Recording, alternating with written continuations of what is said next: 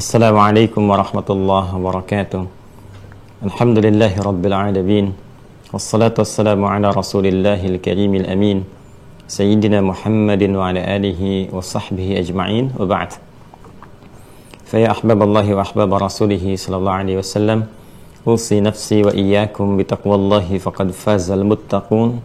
Fala tamutunna illa wa antum muslimun. Faqala ta'ala: Ya ayyuhalladzina amanu taqullaha haqqa tuqatih wa la tamutunna illa wa antum muslimun.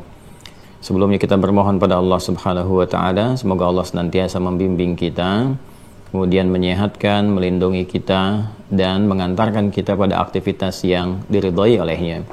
Pun demikian kita bermohon kepada Allah semoga saudara-saudari kita yang berkehidupan sampai dengan detik ini namun belum beriman, dikuatkan jiwa mereka, dimantapkan lisan mereka untuk bersyahadat sebelum wafat dan kembali kepada Allah. Demikian para pelaku maksiat dalam beragam jenisnya, dan dimungkinkan kita termasuk di dalamnya, diberikan sentuhan dalam jiwanya, dilembutkan hati mereka oleh Allah Subhanahu wa taala untuk bertobat dan menata sisa hidupnya dengan kehidupan terbaik, hayatan thayyibah, sehingga mampu diakhiri dengan akhir yang mulia, husnul khatimah. Kita mencoba berikhtiar dengan meneruskan kembali kajian kita, masih dalam pembahasan di pokok-pokok keimanan, bagian terakhir dari pokok iman yang pertama atau rukun iman yang pertama, yaitu mengenal Allah, ma'rifatullah, dan segala yang terkait dengan aspek dimaksud. Ini menjadi penting sebagai bagian dari simpul yang paling utama dari 6 simpul yang merangkai kekuatan iman kita, sehingga dengan rangkaian yang kuat itu, yang dikenal dengan akidah, ikatan yang kuat, yang kokoh, yang terikat dalam jiwa kita, menempel, sulit untuk dilepaskan, membentuk satu keyakinan tanpa ragu. Keyakinan tanpa ragu itulah yang disebut dengan iman. Bila iman kita ingin kuat, maka kita harus membangun satu pondasi, merakitnya dengan kuat, sehingga bangunan keimanan yang disebut dengan amal itu bisa tegak dan kokoh berdiri, baik tiang-tiangnya ataupun juga sampai ke atapnya.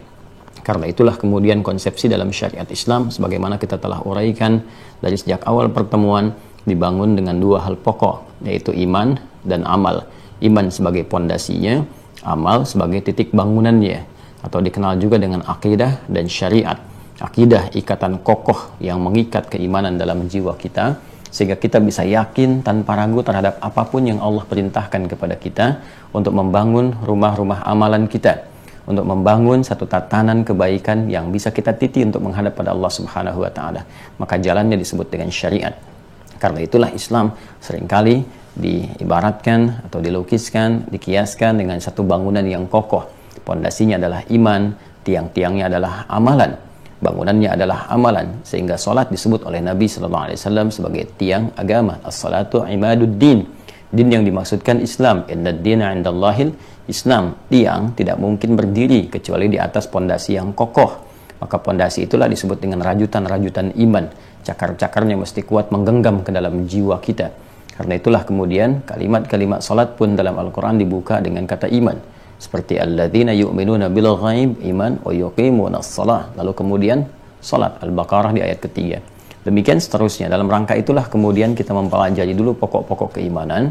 Pondasi yang 6 ini, alhamdulillah kita telah selesaikan pada bagian yang pertama dari 6 pondasi iman, dikenal dengan rukun iman, yaitu bagian pertama, mengenal Allah Subhanahu wa taala dan segala yang terkait dengannya.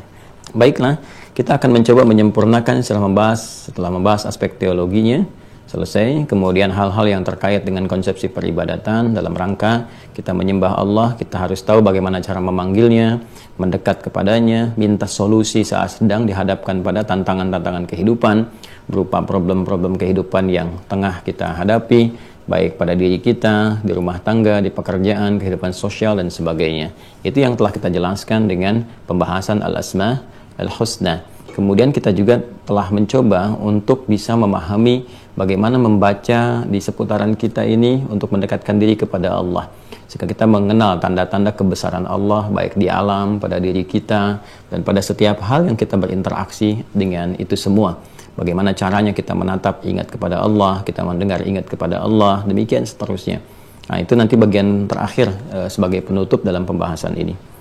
Alhamdulillah kemarin sudah kita selesaikan 8 klasifikasi al-asma al-husna dengan tingkatan-tingkatannya serta praktek merangkainya yang disesuaikan dengan kebutuhan-kebutuhan kita. Bahkan juga kita sudah mencoba membahas satu hadis dari informasi yang disampaikan oleh Nabi Sallallahu Alaihi Wasallam terkait nama-nama Allah yang teragung. Jadi ada rangkaian nama-nama Allah yang teragung yang dengan itu bila kita mampu untuk merangkainya, itu ada satu jaminan yang disampaikan oleh Nabi Sallallahu Alaihi Wasallam untuk mendapatkan satu anugerah percepatan jawaban dari doa. Ya, karena itu mari kita coba sempurnakan. Ada 3 hadis lainnya. Ini sangat berharga karena nanti informasinya akan disampaikan oleh Nabi langsung. Ya, jadi saya hanya mengutip kalimat-kalimat yang merujuk pada informasi hadis-hadis Nabi Sallallahu Alaihi Wasallam, dan esensinya ini berita disampaikan oleh Rasulullah, dan kita yakin bahkan dalam syahadat kita ucapkan bahwa beriman kepada Allah, menyembah Allah, menuhankan Allah itu melalui jalur Rasulullah Muhammad Sallallahu Alaihi Wasallam. Kita katakan asyhadu an la ilaha illallah. Bagaimana memantapkan asyhadu an la ilaha illallah itu? Wa asyhadu anna Muhammadan Rasulullah. Bismillahirrahmanirrahim. Ismullahil a'zam, nama Allah yang tertinggi, yang teragung, ya. Kita akan lengkapi. Saya bacakan dulu pengantarnya. Wa kama anna lillahi hadhil asma, di halaman 31 pengantarnya. Dan seperti diketahui bahwa Allah Subhanahu wa taala memiliki nama-nama terbaik yang telah kita sampaikan, 99 kurang lebih dibagi kepada 8 bagian dan tingkatan. Falahusmu a'zam, maka Allah pun memiliki nama tertinggi, teragung. Idza du'iya bihi ajaba wa idza su'ila bihi a'ta. Jika ada yang berdoa dengan merangkai nama-nama teragung itu, maka doanya akan mengalami percepatan jawaban. Dan bila diminta dengan doa itu atau dengan nama itu, a'ta, maka segera diberikan. Ja'a dzikruhu fi ma yali min ahaditsa. Adapun nama dimaksud tersebut dalam hadis-hadis berikut. Nah, kemarin sudah kita bahas satu hadis yang diriwayatkan oleh sahabat Burairah, semoga Allah meridai kepada beliau, kan? Sekarang kita akan masuk pada hadis yang kedua secara cepat. Ya, 2. Qala wa an Anas bin Malik radhiyallahu anhu qala. Dan hadis ini diriwayatkan oleh sahabat Anas bin Malik, semoga Allah meridai kepada beliau. Ya, Anas bin Malik ini termasuk sahabat mulia yang melekat dengan kehidupan Nabi sallallahu alaihi wasallam. Ya, karena ibundanya, ibunda Anas bin Malik ini memang punya visi yang sangat luar biasa sepeninggal suaminya. Ini menarik juga ini. Ya, ini suaminya namanya Malik, ibunya namanya Malikah. Malikah punya anak namanya Anas gitu kan. Nah, kemudian dari sejak usia belia, Anas ini dititipkan oleh ibundanya untuk melayani, berkhidmat pada kepentingan Nabi Sallallahu Alaihi Wasallam. Ini visioner ya, luar biasa gitu. Jadi ketika melihat anaknya Umar bin Khattab radhiyallahu taala anhu, ya, Abdullah, kemudian anaknya Abbas radhiyallahu taala anhu, ya, Abdullah juga ibnu Abbas ibnu Umar, kemudian nanti ada Abdullah bin Amr ibn al-As juga, itu ya, mereka banyak menghadiri majlis Nabi, kemudian banyak juga mengamati kegiatan-kegiatan Nabi, bahkan ada keluarga terdekat Nabi seperti Abdul Abbas itu kan, sampai menginap di kediaman bibinya Sayyidah Maimunah radhiyallahu taala anha hanya untuk melihat kebiasaan Nabi bangun malam. Maka beliau yang sangat luar biasa ini juga melihat anaknya, walaupun single parent, dilihat, Masya Allah, saya juga pengen belajar nih, anak saya pengen pintar, pengen alim kan, pengen jadi bagian dari ulama dan seterusnya. Maka dititipkan untuk berkhidmat melayani Nabi. Tujuannya adalah untuk belajar dari keseharian Nabi dan menimba ilmu-ilmu yang hadir dari Rasulullah SAW, sehingga keberkahannya banyak sekali, bukan hanya ilmu, bukan hanya hadis-hadis, tapi juga mendapat berkah dari doa Nabi SAW. Termasuk di antara sahabat yang usianya panjang dan berkah, ya, man tala umruhu, siapa yang panjang umurnya gitu kan, dan bermanfaat, ya, dan memiliki keberkahan. Jadi diberkahi dengan panjang umur dan juga berkah materi serta berkah ilmu. Lengkaplah ini, mengabdi kepada orang tersaleh, tertakwa di muka bumi. Maka ketika Allah mencintai seorang hamba kan, dan ada hamba lain mencintai hamba yang dicintai oleh Allah, maka cinta itu pun terpercik kepada dirinya kan, dengan mengikuti jalan hamba yang dicintai Allah itu. Allah sangat mencintai Rasulullah SAW. Ada sahabat mencintai Nabi, berkhidmat kepadanya, maka dia mendapatkan percikan dari cinta Allah Subhanahu wa taala. Ya, percikannya saja sudah luar biasa itu. Nah, ini diantara sekian hadis yang diterima disampaikan kepada kita, termasuk satu rahasia. Ya, apa rahasianya? Ini rahasia percepatan dari jawaban doa. Baik, qala Anas menyampaikan, dakhalan nabiyyu sallallahu alaihi wasallam al-masjid. Nabi sallallahu alaihi wasallam saat memasuki satu masjid. Ini yang dimaksud tentunya lebih kepada Masjid An-Nabawi, kan? Wa rajulun qad shalla, sedangkan seorang lelaki telah selesai menunaikan salat, wa huwa yad'u dan dia kemudian berdoa, wa yaqulu fi du'aih, dan dia kemudian membaca dalam doanya. Jadi ada seorang lelaki telah selesai menunaikan salat, Nabi masuk masjid, seseorang telah selesai salat, kemudian dia berdoa, kan? Dan dia berdoa kemudian membaca dalam doanya. Apa yang dia bacakan? Mari kita lihat. Allahumma la ilaha illallah antal mannan. Allahumma la ilaha illallah antal mannan. Nah, ini udah kalimat tauhid ya. Jadi kalau kita highlight itu, ya, coba kita garis bawahi dari pertemuan yang kemarin, itu Ismullahil Azam itu seringkali dibuka dengan kalimat tauhid. La ilaha illallah, la ilaha illa anta. Ini kan itu pembuka yang sangat jelas, terang ya, kita perhatikan sejak pertemuan kita yang lalu bahwa Ismullahil Azam, nama Allah yang tertinggi, ternyata selalu terkait erat dengan nama tauhid yang menekankan keesaan zatnya Allah Subhanahu wa taala. Jadi kalau kita urutkan, klasifikasikan kembali ke halaman 30 sampai 31, itu dari 8 klasifikasi tingkatan-tingkatan, itu selalu nama yang paling pertama, tingkatan pertama itu yang memiliki satu dampak yang sangat luar biasa. Yaitu nama yang terkait dengan zat, ya, khususnya pada pengesaan Allah Subhanahu wa taala. Ya, karena memang ini adalah penguatan status, penguatan komitmen. Karena saat kita bersyahadat pun, ya, hal yang paling pokok dari syahadat adalah menuhankan Allah, mengesahkan Allah, menepikan yang lainnya. Dan komitmen itu saat terbangun antara kita dengan Allah, ada komitmen Allah juga sebagai kewajiban yang dijanjikan untuk diberikan kepada kita, yaitu dengan sifat rububiyahnya, perawatan, perhatian, pengampunan, pemaafan, dan turunan-turunan yang lainnya yang terkait dengan sifat-sifat mulia. Jadi kalau kita kembalikan di sini, dia berkata, ya, seorang sahabat dia berkata, Allahumma la ilaha illallah antal mannan, ya. Allahumma, saya telah terangkan kemarin, ya, dan ini sudah jelas sekali. Allahumma, kalimat yang menunjukkan satu permohonan, ya, dengan keadaan yang khusyuk, yang merendah, yang penuh harap, gitu kan. Kemudian la ilaha illallah antal mannan, gitu kan. Ini la ilaha illallah jelas menunjuk pada kalimat tauhid. Ya, seakan-akan kalau dalam bahasa bebasnya begini, Allahumma ya Allah dengan segala kerendahan hati dan perasaan penuh harap, perasaan kehusyuan ya Allah dengan menggetarkan segenap jiwa hamba.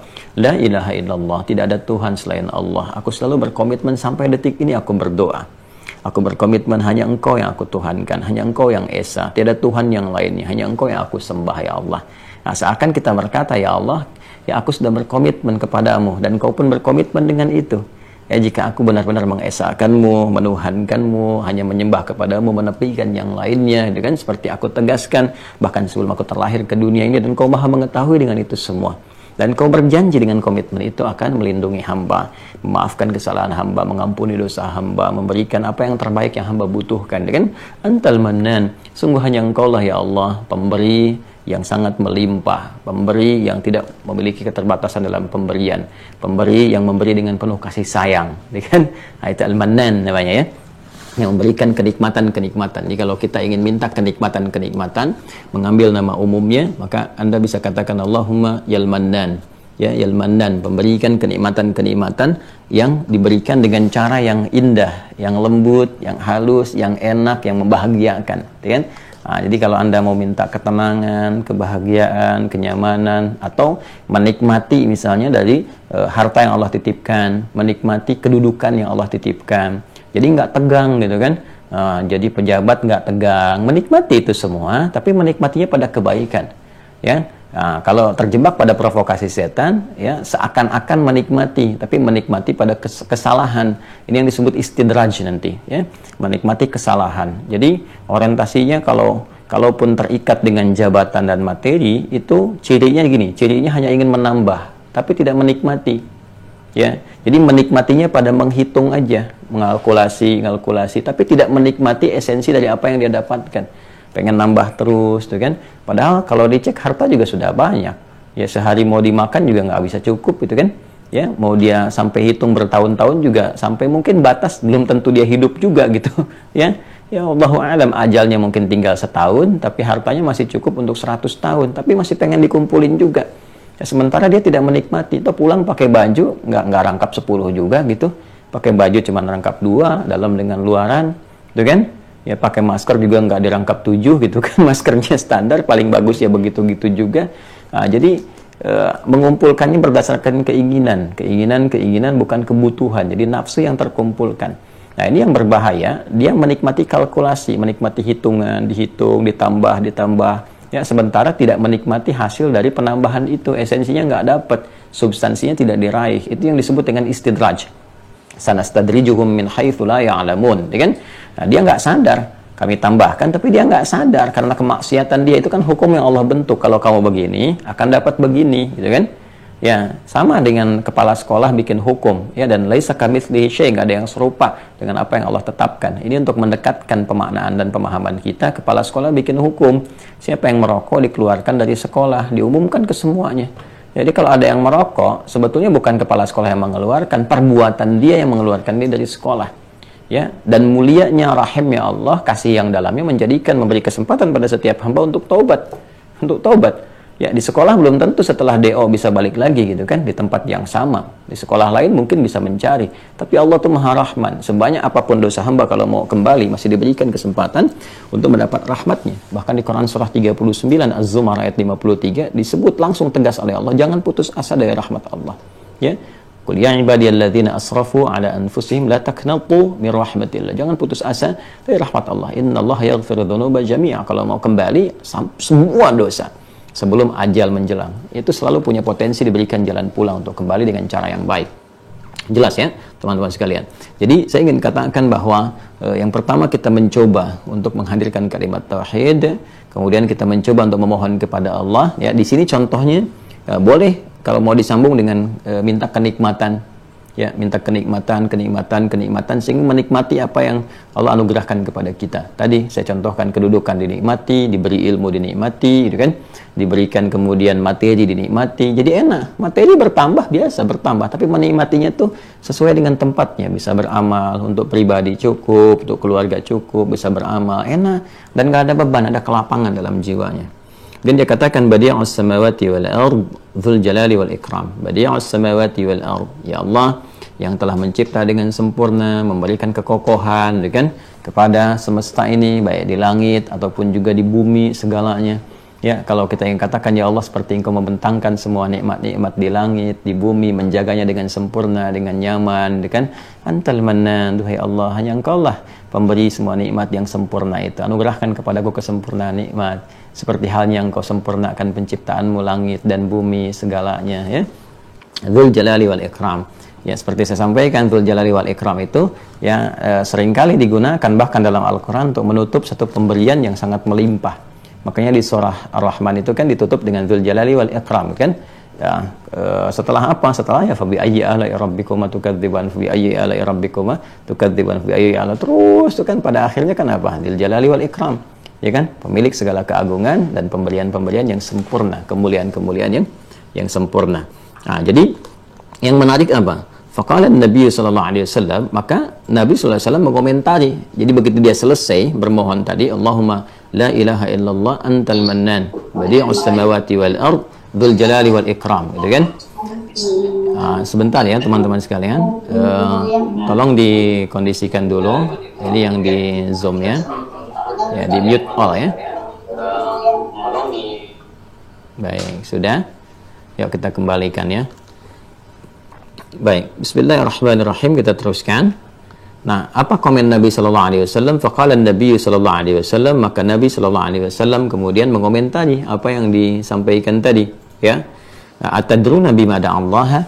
Kan atadruna, tahukah kalian ya dengan apa tadi dia membaca saat berdoa kepada Allah? Atadruna bima Allah? Kan? Tahukah kalian dengan apa barusan dia berdoa? Ya, apa yang barusan dia baca gitu kan? Dia bermohon kepada Allah.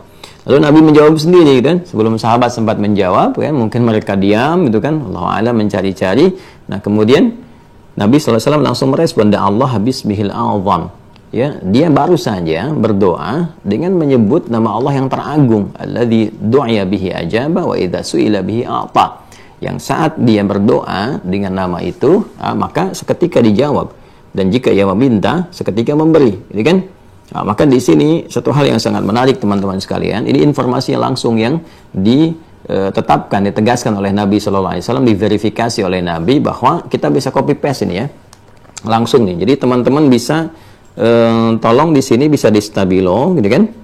Nah, di stabilo atau di garis bawahi, atau Anda salin ulang ya. Jadi kalau lagi pengen minta kenikmatan, kenyamanan, ketenangan, kebaikan, gitu kan? Nah, ini Anda boleh pakai ini, Allahumma la ilaha illallah antal mannan badi'us samawati wal ard dzul jalali wal ikram. Ya, setelahnya kalau mau ditambah pakai kebutuhan keperluan kita, boleh dengan menggunakan bahasa yang kita bisa hadirkan dan kita pahami. Pakai bahasa Indonesia boleh, pakai bahasa daerah juga boleh ya. Anda bisa mengatakan misalnya, ya Allah, anugerahkan keberkahan pada nikmat yang telah Engkau titipkan kepada kami, ringankan hisabnya di yaumil qiyamah, kan? Ya Allah, anugerahkan keberkahan kepada anak cucu kami, anugerahkan nikmat-nikmat terbaik untuk kehidupan mereka ya. Nah, Anda awali dengan ini dulu sampai kalimat dzul jalali wal ikram. Ya, jadi silahkan nanti setelah itu masukkan keinginan-keinginan yang menjadi kebutuhan kita. Apapun kita melihat diri mungkin berbeda satu dengan yang lainnya. Kalau sedang dititipi jabatan, amanah, kedudukan, silahkan kan minta kepada Allah gitu. Teruskan yang ketiga sekarang ya. Nah, ini saya harap teman-teman juga bersiap ya untuk bisa menandai ini, karena ini langsung informasinya Nabi yang sampaikan. Ya, jadi bukan jalur-jalur ulama A, ulama B kan, atau Ustadz A, Ustadz B gitu kan menyampaikan, tapi ini langsung Nabi yang menyampaikan kepada kita. Jadi sangat otentik gitu ya. 3. Haddatsana qala wa an Asma binti Yazid radhiyallahu anha, ya kan? Dan dari Asma bin Yazid, semoga Allah meridai kepada beliau ya. Qalat anna Nabiy sallallahu alaihi wasallam qala, beliau menyampaikan bahwa Nabi sallallahu alaihi wasallam pernah bersabda. Perhatikan kalimatnya.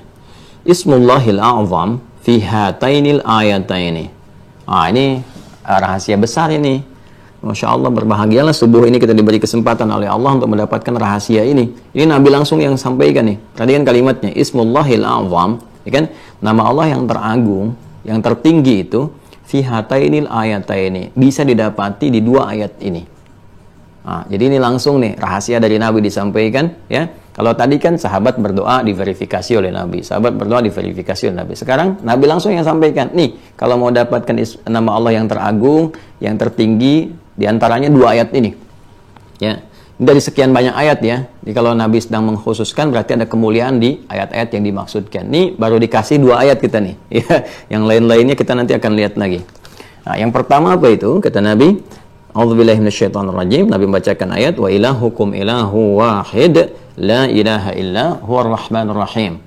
Ya, wa ilahukum ilahu wahid la ilaha illa huwar rahmanur rahim. Itu ada di Al-Baqarah ayat 163. Coba dicek ya, Quran surah 2 Al-Baqarah. Di sini nggak disebutkan jadinya. Biasanya di footnote-nya ada gitu. Nah, ini nggak ada. Nah, lihat teman-teman sekalian ya, di Al-Baqarah ayat 163. Di mushaf standar paling kiri sebelah bawah ya. Wa ilahukum ilahu wahid la ilaha illa huwa rahmanur rahim. Ya, terus inna fi khalqis samawati dan seterusnya ya. Baik, itu satu. Kemudian wa Fatihatu Ali Imran, dan pembuka surah Ali Imran. Ya, pembuka surah Ali Imran ayat 1 sampai 2-nya. Ya, a'udzubillahi minasyaitonirrajim. Di sini alif lam mim. Kan?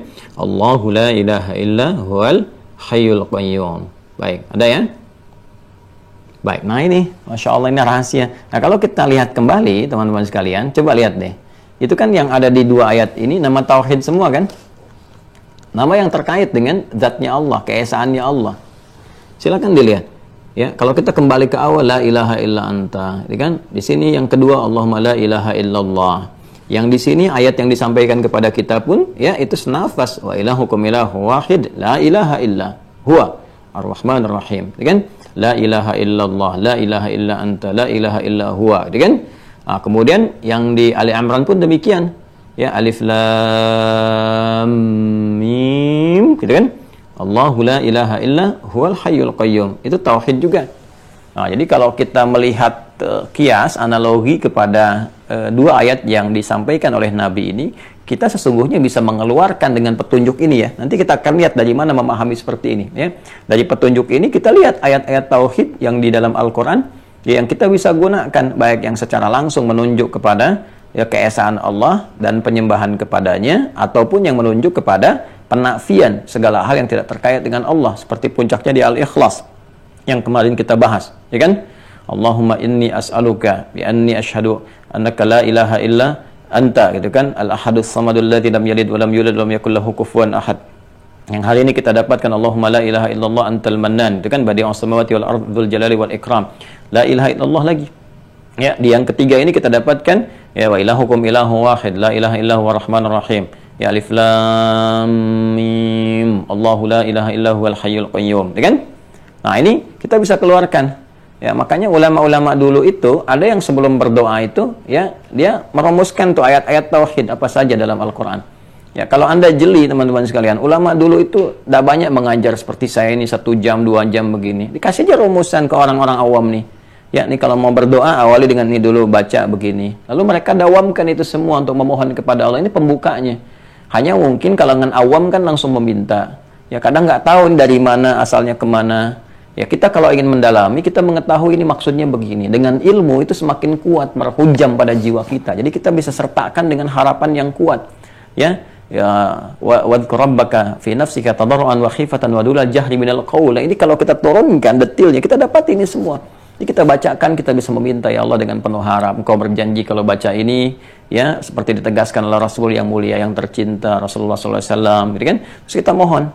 Nah, makanya teman-teman sekalian pernah lihat ya, kalau ada misalnya imam di daerah-daerah itu dapat turunan tuh, ya riwayat-riwayat bersambung gitu setelah istighfar, astagfirullah, astagfirullah, Allahumma antas salam. Kemudian baca beberapa ayat nih, wa ilahukum ilahu wahid la ilaha illahu warahmanur rahim, itu kan? Kemudian masuk ke ayat kursi Allahu la ilaha illahu wal hayyul qayyum. Itu kan senapas detil daripada yang Ali Imran ayat kedua itu, ya, yang Allahu la ilaha illahu wal hayyul qayyum kan detilnya nanti ada di Al-Baqarah ayat 255. Ya, itu untuk menepikan dulu godaan-godaan dari setan, menjauhkan setan dari permohonan kita supaya keberkahan kita terima dengan banyak. Jangan sampai Allah kabulkan, setan juga terlibat di situ, masih punya provokasi, kemampuan memprovokasi sehingga mengarahkan nikmat yang tadinya kita syukuri, dia bawa untuk dikufuri.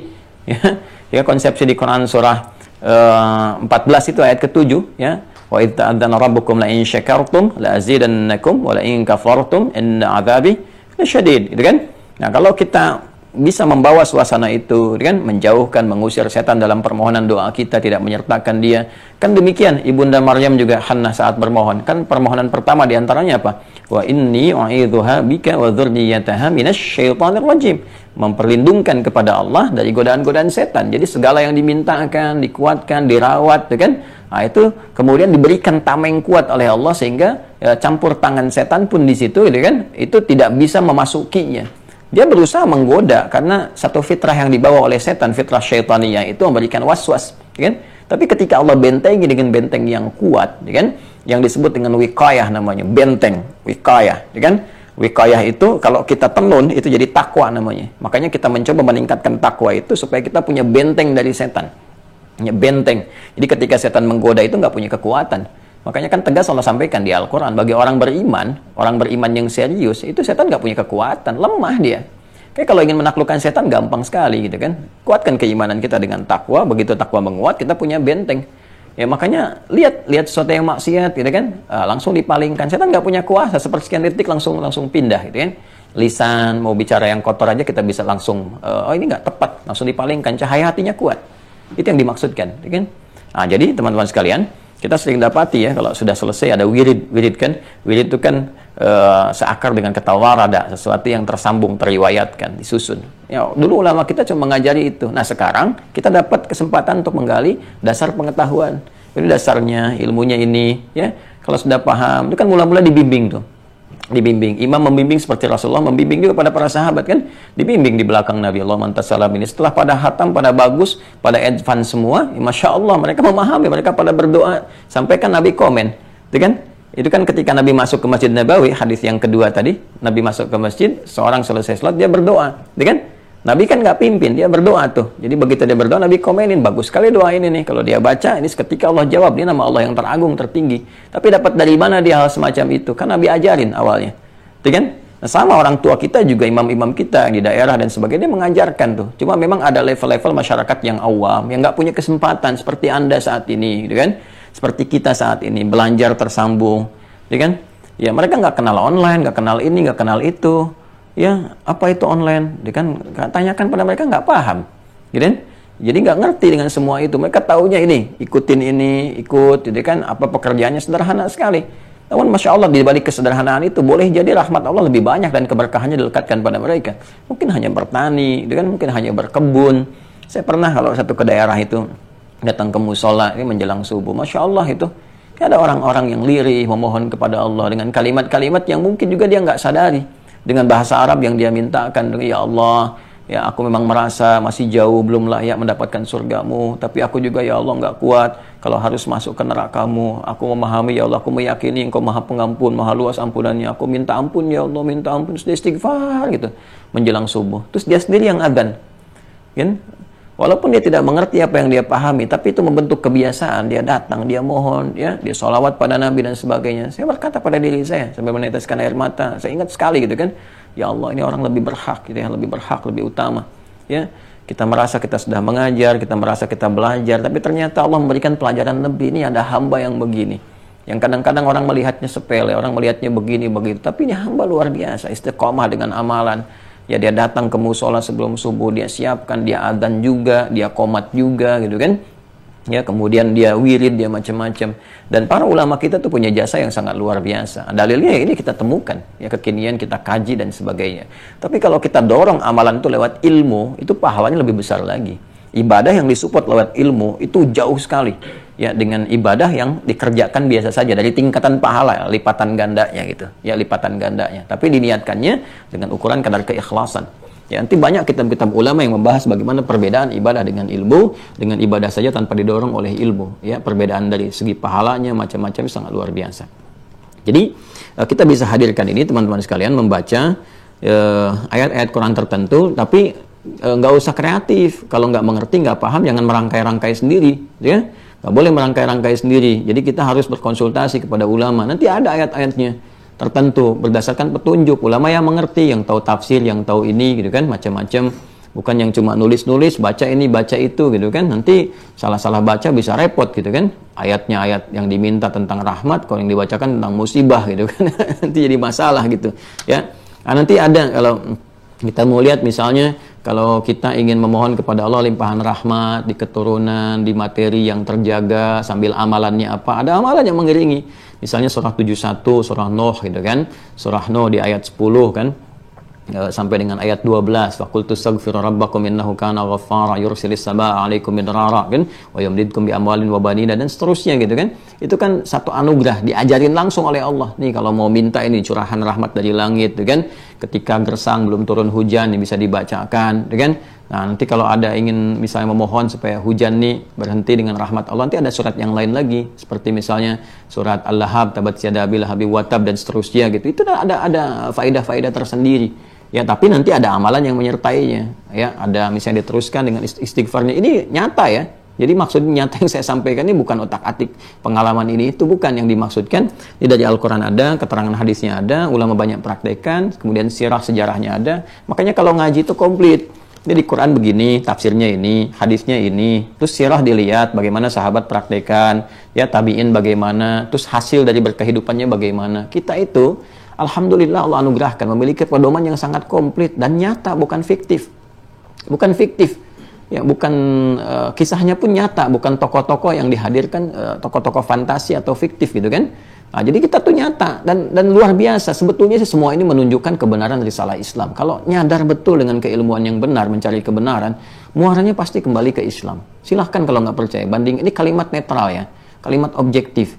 Ya, jadi nggak usah pakai emosi mencernanya. Kita mencerna pakai objektivitas kita. Akal yang sehat akan menunjukkan kepada iman yang kuat kalau itu digunakan. Cari aja bandingkan semua.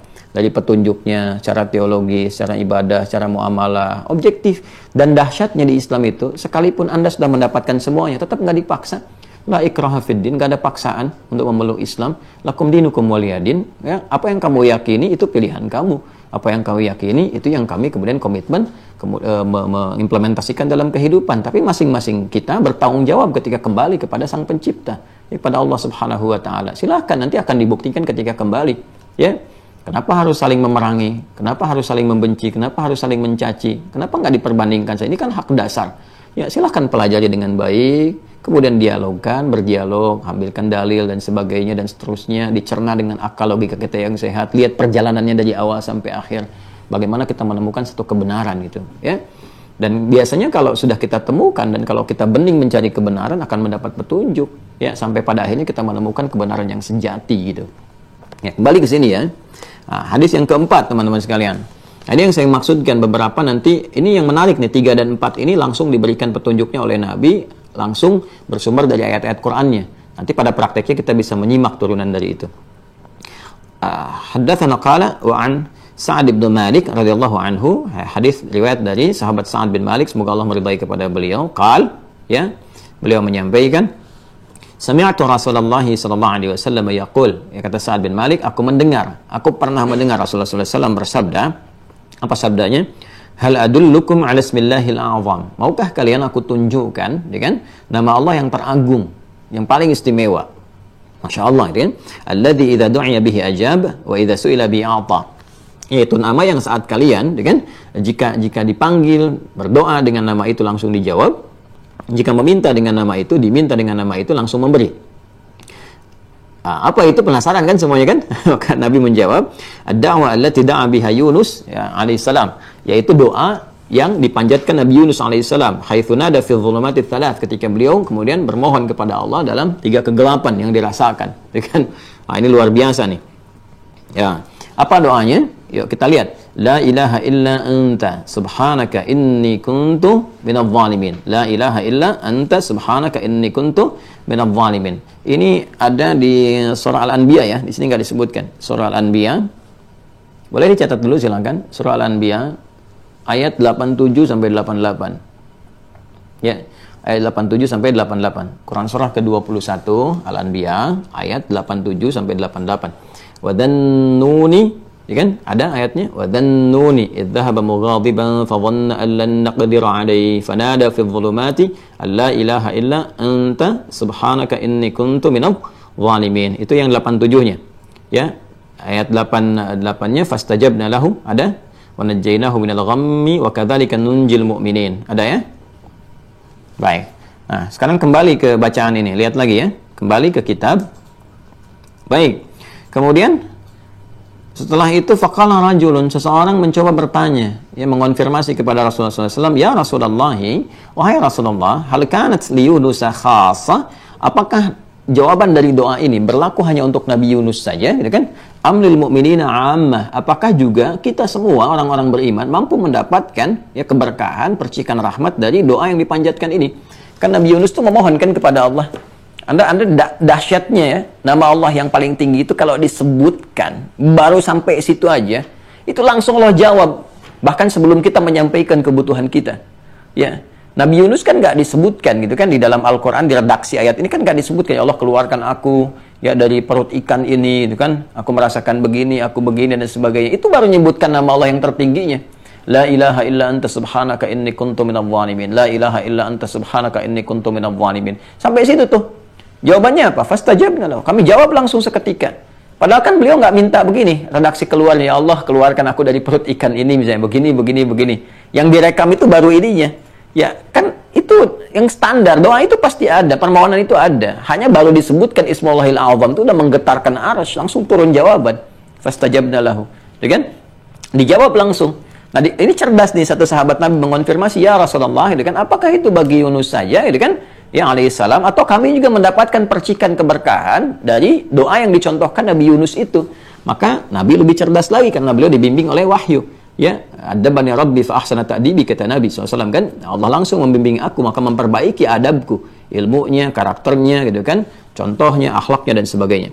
Faqala Rasulullah SAW, maka Rasulullah SAW menjawab, ala tasma' qaulallahi azza wa jalla, apa kamu nggak nyimak sampai akhir firman Allahnya? Nah, ini juga satu konfirmasi dari Nabi, kalau ngaji jangan dipotong-potong, ya. Ini peringatan nih khususnya ya.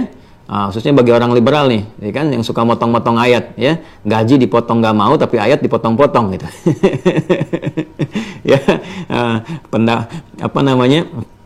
pendapatan nggak mau dipotong, tapi suka motong pendapat orang nih, ciri khas orang liberal tuh, ya, suka motong-motong, baik motong-motong ayat atau motong-motong pendapat orang, ya kan? Nah, jadi kembali ke sini ya, dan kita doakan semoga semua punya peluang mendapatkan hak untuk menjadi saleh. Jadi siapapun kita melihat dengan kebeningan hati kita ya, kita memperbaiki perilaku, kemudian memperbaiki argumentasi, tapi tidak diajarkan untuk saling membenci terhadap sosok-sosok dan sebagainya, karena setiap orang masih punya kesempatan untuk apa? Untuk bertaubat, untuk menjadi saleh. Kecuali kalau berbuat zalim, maka sesuai dengan kadar kezalimannya, itu kemudian mendapatkan sikap gitu kan. Dan kita punya aturan di sini ya, di negara misalnya punya aturan ya, aturannya apa, ada hukum positif yang bisa ditempuh dan sebagainya. Tapi kalau dia tidak menzalimi secara fisik dan sebagainya, maka kadarnya pun disesuaikan. Sepanjang masih mendapatkan kehidupan dari Allah, dia punya hak, boleh jadi dihadirkan di sekitaran kita untuk kita doakan supaya kita punya satu amalan-amalan terbaik. Ala tasma qala Allah azza wa jalla, kata Nabi SAW, apakah engkau tidak menyimak firman Allah subhanahu wa ta'ala, wa najjaynahu minal ghammi wa kadzalika nunjil mu'minin. Lihat ujung ayatnya. Maka dengan apa yang ia doakan itu, ya mintakanlah Yunus alaihissalam kepada Allah dengan nama Allah yang teragungnya, gitu kan? Nah, yang paling menarik apa? Maka dijawab oleh Allah, kami selamatkan, kata Allah. Dan saya pernah ajarkan kan teman-teman sekalian, saya pernah share apa yang guru saya pernah sampaikan, kalau ada menggunakan na, itu bukan menunjuk kepada bentuk plural. Kepada Allah bukan. Allah tunggal, Maha Esa. Kalau ada nahnu, inna, kan? Atau na, itu diartikan ta'zimun nafsi, di ta'zimi sya'ni. Menunjukkan keagungan zat Allah, keagungannya, ya, untuk memberikan kesan yang dahsyat pada informasi yang disampaikan. Jadi ini biasa. Di dalam uslub lugha Arabiyah, tata bahasa Arab itu, kalau kita ingin menghadirkan satu informasi yang dahsyat, nanti ada turunan-turunan alatnya. Ya, misalnya untuk meyakinkan, pakai nanti ada taukid, adawat taukid, kan? Alat-alat untuk menguatkan seperti inna wa akhawatuha, inna, anna dan sebagainya. Ya, ada huruf tahqiq seperti qad ya, untuk fi'il dan seterusnya untuk kata kerja. Nah, di sini Allah menggunakan na itu kan untuk menunjukkan satu keagungan. Makanya di informasi yang kita dapati dari Al-Qur'an, bila ada satu kejadian informasi yang dahsyat yang enggak seperti biasa, ya, keluar dari kebiasaan-kebiasaan yang umum, itu biasanya menggunakan bentuk nahnu, inna pakai na gitu kan, atau na-nya yang menjadi kata ganti pengikutnya gitu kan. Nah, seperti surah Al-Qadar misalnya kan, surah 97 itu tentang malam Al-Qadar yang begitu dahsyat kan pakai inna taukid pakai na ya, pendekan dari nahnu, inna anzalnahu fi lailatul qadar.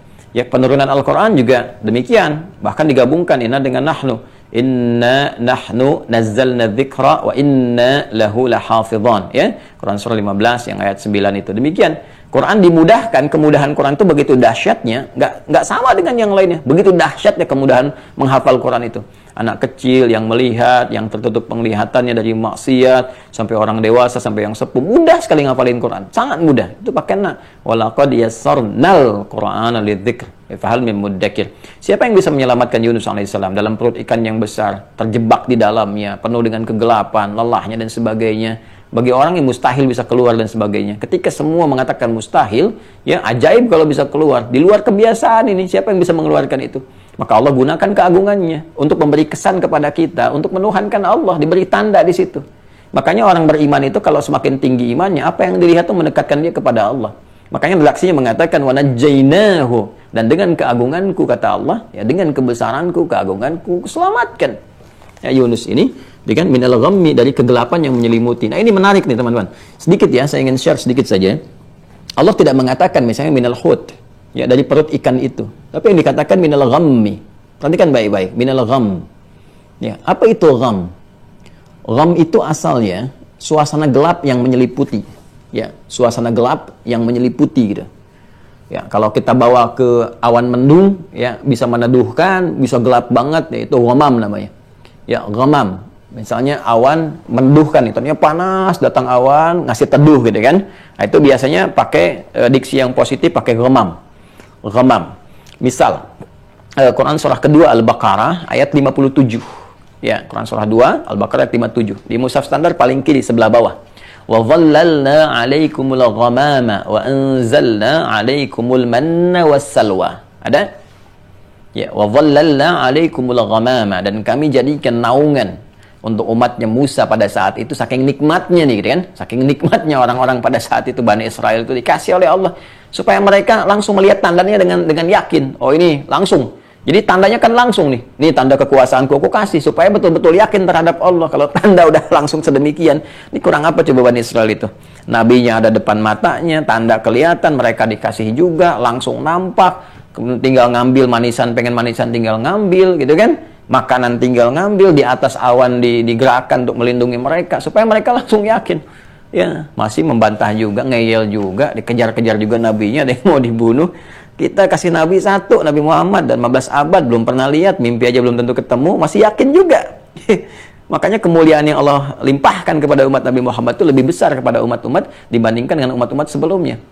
Ya, itu nanti kita bahas di lain episode lah ketika masuk kepada rasul-rasul, ya, pada aspek yang keempat. Nanti setelah kitab saya akan tunjukkan perbandingan bagaimana kemuliaan yang didapatkan Nabi Muhammad SAW dan umatnya dibandingkan dengan nabi-nabi lain dan umat mereka, gitu kan.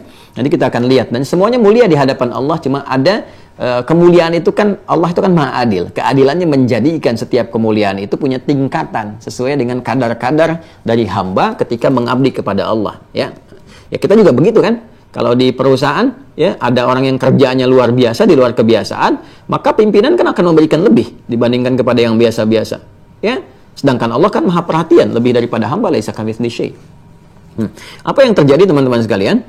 Jadi kalau kita kembali kan dikatakan ghamam itu awan meneduhkan kan, awan datang. Tapi kan kalau kita lihat ada awan yang mendung, gitu kan, gelap dan sebagainya, yang kadang-kadang membuat kita itu juga khawatir, gitu kan. Oh, kok gelap banget kan?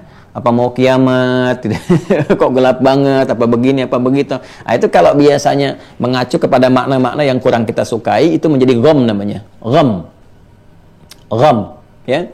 Ya, jadi gham itu redaksi umum, sesuatu yang menjadikan kita itu gelap, gitu kan? Gelap. Bisa secara fisikal, seperti Nabi Yunus mengalami, masuk ke perut ikan besar gini, ya nggak ada kan, PLN kan nggak masuk ke perut ikan paus, jadi nggak ada penerangan di dalamnya, udah pasti gelap tuh, ya. Kemudian juga ada seperti tadi suasana fisikal, kita mengalami hari yang gelap mendungnya luar biasa. Ada lagi yang kiasan, majaz, ya. Seperti apa? Seperti sedang punya persoalan yang berat, kalut dan sebagainya, sampai orang membuat istilah dia sedang gelap mata tuh, gitu kan. Walaupun siang suasananya terang sekali, matahari jelas gitu kan, sinarnya terasakan terang, ya terang sekali, tapi sedang punya masalah tuh kalut sehingga semua gelap, jalannya bisa sempoyongan, ya. Anda bisa bayangkan jalan sempoyongan padahal terang semuanya tuh, kan ada suasana itu didapatkan. Itu gham namanya, gham. Yang saya ingin katakan adalah bagaimana Allah secara luar biasa menampilkan satu diksi dalam Al-Quran. Allah tidak mengatakan wa najjaynahu minal hud, ya, kami selamatkan Yunus ini misalnya dengan keagungan Allah, kebesarannya dari apa? Dari perut ikan. Tidak, Allah katakan dari kegelapan. Ya, jadi inti yang terbesarnya itu karena apa? Karena kesulitan yang membuat gelap keadaan diri kita itu. Mau dimanapun, dalam perut ikan paus kah?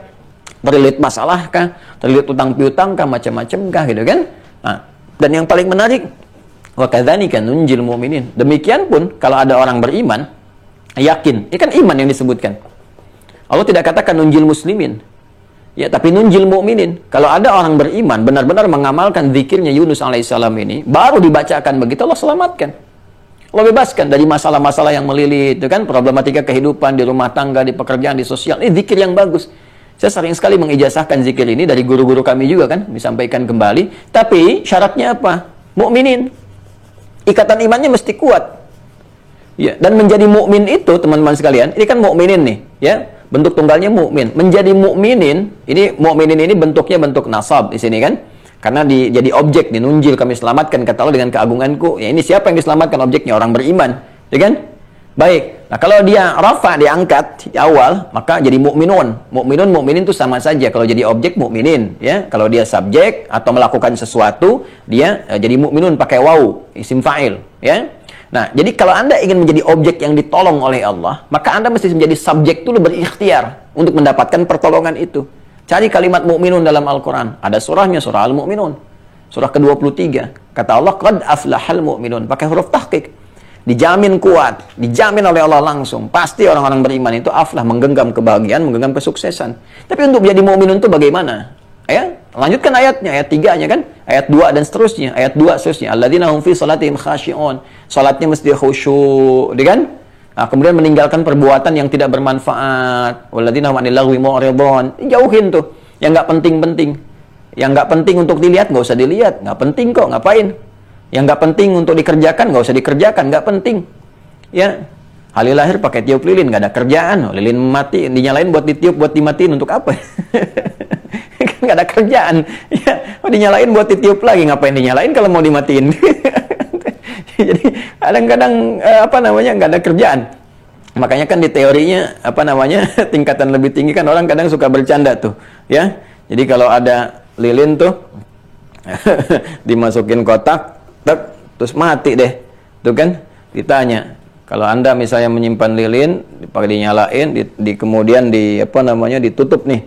Ya, pakai satu kotak gitu kan, sehingga tiba-tiba mati gitu. Ini menunjukkan apa? Ya, dijawab dia sama orangnya. Ini menunjukkan tidak ada udara, hampa. Maka dijawab sama orang nanya, ini menunjukkan Anda nggak ada kerjaan. Gitu. Ngapain kalau seperti itu bisa ditiup, dimatiin, ya sama juga. Orang nyalain buat ditiupin, nggak ada kerjaan juga gitu ya. Nah, ini sama saja. Dan banyak hal yang tidak penting dalam kehidupan. Ya kan kita sering kali nih tiap hari berapa kali sih buka WA itu, berapa kali sih buka berita di media sosial, ya. Saya bingung juga tuh, kadang-kadang orang banyakkan online-nya sama handphone ya, gitu kan. Kenapa sih nggak online sama Allah? Katakan Allah yang maha solusi, maha segala aja. Ya, coba dilihat deh sehari buka handphone berapa kali. Ya, bandingin sama buka Quran. Tapi nuntutnya kalau berdoa kan kencang sekali, minta rahmat, minta jawaban sekarang juga ya Allah, jangan ditunda gitu kan. Sebentar latihan kita belum teruji gitu.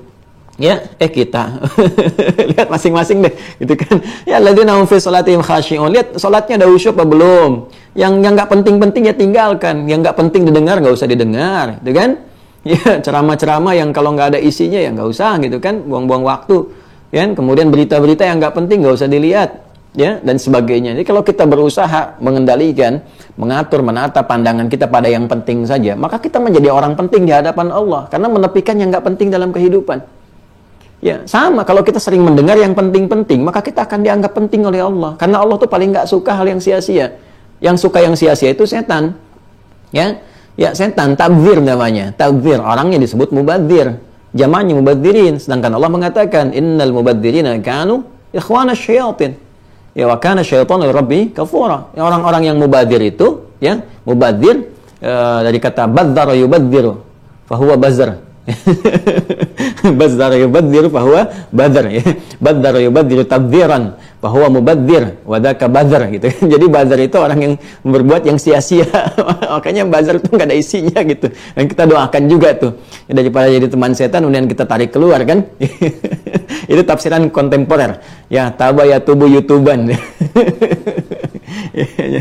Jadi tapi kalau bazar itu seakar itu dengan badzara yubadziru, yang sia-sia gitu kan, mubadzirin. Dan sepanjang menjadi hamba tetap kita punya kewajiban mendoakan, ya, yang baik-baik. Kita senang yang baik aja deh gitu kan. Walaupun ada yang nggak baik, kita coba bermohon pada Allah supaya dapat kebaikan-kebaikan. Nah, itu latihannya. Anillahu mu'ridhan. Kemudian juga, kalau udah wajib zakat, cek. Kalau mau lebih dahsyat lagi, belum wajib zakat tapi pengen infak konsisten, walaupun cuma 1.000 misalnya sebulan. Jangan dilihat cuma dalam pandangan kita. Tapi kan Allah melihat lebih dari situ. Allah tuh melihatnya keikhlasan. Ya, orang bisa mengeluarkan 1.000, dia cuma dapat 5.000 sebulan, dia keluarin 1.000 tuh. Luar biasa kan? Sama dengan orang dapat 5 miliar, keluarin 1 miliar. Belum tentu bisa. Gitu. Jadi selalu kita melihat kedalaman jiwa kita untuk mengeluarkan sesuatu dengan baik itu luar biasa gitu ya. Nah, kemudian apa? Li furujihim hafizun, jaga kehormatan diri kita. Ya, jaga kehormatan diri, jaga kehormatan keluarga. Itu kalau sudah kita berlatih, status naik dari amanu, amanah, amanu jadi mukmin, mukminun. Kalau sudah jadi mukminun, itu mukmin itu identitas yang melekat. Ya, isim fa'il itu melekat kuat dengan tandanya. Jadi kebiasaan. Nah, itu kalau sudah ada kekuatan iman, punya cahaya yang kuat, terang. Nuruhum yas'a baina aydihim wa bi aymanihim. Begitu sudah menguat cahayanya, terus dia mau pengen apapun, dia tinggal minta sama Allah. Ya sudah penting kok, orang penting. Ya, orang penting aja kan kita terima, kita senang datang. Ini orang penting dianggap penting oleh Allah. Ya, apalagi ketika dengan cahaya yang kuat itu dia menyebut nama Allah yang tertinggi. La ilaha illa anta subhanaka inni kuntu minadh dhalimin. Nabi Yunus itu kan nabi, rasul, orang mulia, dekat dengan Allah, diutus, masih mengaku zalim. Rendahnya luar biasa tawadhu'nya. Ya, merasa salah nih aku, ya Allah, aku zalim nih, harusnya aku nggak tinggalkan umatku, aku begini, aku begitu. Padahal Allah jalankan itu kan dengan hikmah. Ya kan? Itu luar biasa. Begitu kita minta la ilaha illa anta subhanaka inni kuntu minadh dhalimin. Ya. Nah, jadi saya ijazahkan teman-teman sekalian seperti guru saya menyampaikan, ini ayat ini ayat terbaik untuk memohon kepada Allah saat kita dirundung satu persoalan yang membuat kita gelap. Kalau sedang sulit, gelap apa, baca ini. Minta sama Allah, gitu ya. Tapi latihan dulu. Latihannya apa? Latihan melekatkan iman dalam jiwa kita sehingga menjadi identitas. Tadi salat yang enak sampai menikmati salatnya. Bagaimana cirinya orang menikmati sholat? Tandanya dua. Yang pertama, dia mencoba melakukan peningkatan kuantitas. Jadi orang menikmati sholat itu terlihat kuantitasnya bertambah. Dari yang fardu tambah sunnah. Terus dia punya catatan nih, sunnah apa saya dalam sehari. Coba gitu. Itu kalau Anda udah dapat keinginan itu anugerah. Cepat ambil tuh. Ya misal begitu Anda dapat informasi ini, pengen tuh cepat ambil. Jangan biarkan setan memprovokasi sehingga Anda lupa sendiri dengan itu. Tuliskan. Ya. Setelah itu pada peningkatan kualitas. Di kualitas dia mencoba memahami apa yang dibaca untuk merasakan kenikmatan kehusyuan. Ya, dulu biasanya sholat subuh 2 rakaat, cuma 5 menit selesai. Sekarang Masya Allah gitu kan. Ya, 15 menit itu baru selesai. Masya Allah gitu kan, sujud, ruku, macam-macam menikmati. Tahajud dulu 11 rakaat, ya 15 menit. Sekarang Masya Allah baru 2 rakaat itu ya udah 15 menit menikmati gitu kan. Masya Allah. Ada yang sujud lama sampai 50 menit tuh nggak bangun-bangun, meninggal, gitu kan? Tiba ajalnya. Ada yang saking menikmatinya, maka Allah pun kan mewafatkan itu sesuai dengan ajal, tapi ada kebiasaan di sakaratul maut. Orang menghadapi sakaratul maut dengan kebiasaannya. Itu anugerah yang sangat indah. Ahli Quran wafat dengan bacaan Qurannya, ahli salat wafat dalam salatnya, dalam sujudnya, Masya Allah indah. Ya, semoga Allah muliakan kita dengan husnul khatimah. Nah ini teman-teman sekalian, ini hadisnya saya sebutkan ya, yang tadi yang kedua itu hadisnya di sini dikomentari ya, lihat halaman 32 paling bawah nomor 1. Dakhala an-nabiy sallallahu alaihi wasallam al-masjid wa rajulun qad shalla qala an-Nawawi, al-Imam An-Nawawi mengomentari hadis ini ya dengan mengomentari menampilkan kalimat gurunya. Nah, inilah ilmu yang bersanad, yang tersambung. Nah, jadi saya nyampaikan, guru saya mengatakan, ini tersambung sampai ke Rasulullah. Imam An-Nawawi mengatakan qala al-Khatib, Al-Khatib Al-Baghdadi menyampaikan hadzal rajulu Abu Abbas Zaid bin Samit Al-Ansari.